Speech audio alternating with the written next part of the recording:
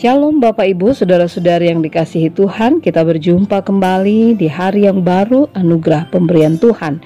Saat ini kita akan membaca dan merenungkan firman Tuhan yang terambil dari kitab Amsal pasal 6 ayat 1 hingga ayat yang kelima, yang menyatakan, "Hai anakku, jikalau engkau menjadi penanggung sesamamu dan membuat persetujuan dengan orang lain, jikalau engkau terjerat dalam perkataan mulutmu, tertangkap dalam perkataan mulutmu, buatlah begini hai anakku, dan lepaskanlah dirimu, karena engkau telah jatuh ke dalam genggaman sesamamu.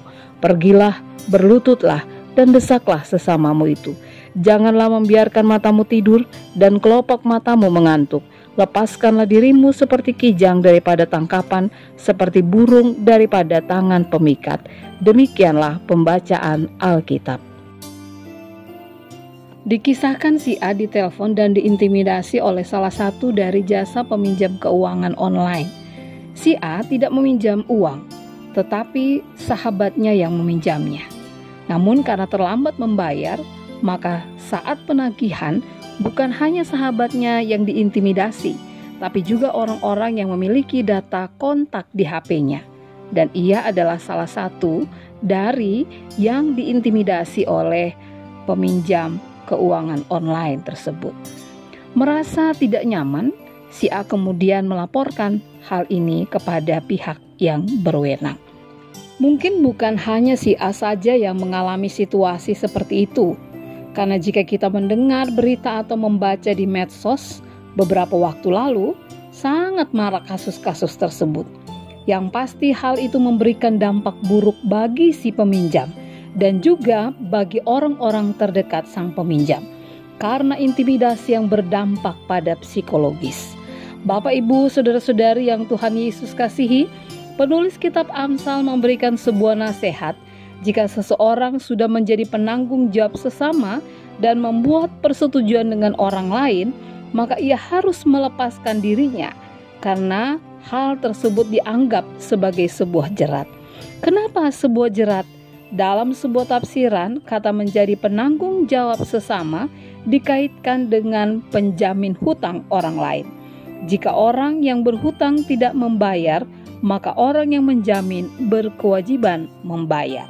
Dalam hal ini, penulis Amsal mengingatkan untuk tidak berlama-lama atau membiarkan persoalan tersebut, tapi harus secepatnya diselesaikan, berupaya untuk melepaskan diri seperti kijang atau burung yang tertangkap.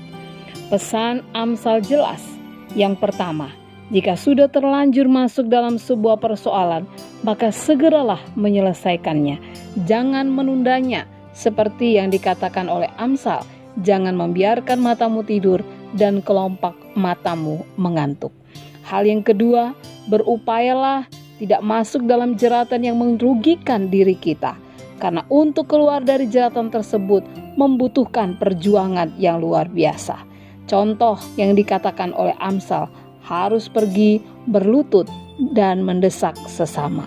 Hal yang ketiga, mari bertanggung jawab untuk semua hal yang kita lakukan atau yang kita hadapi, yang kita alami dalam hidup ini.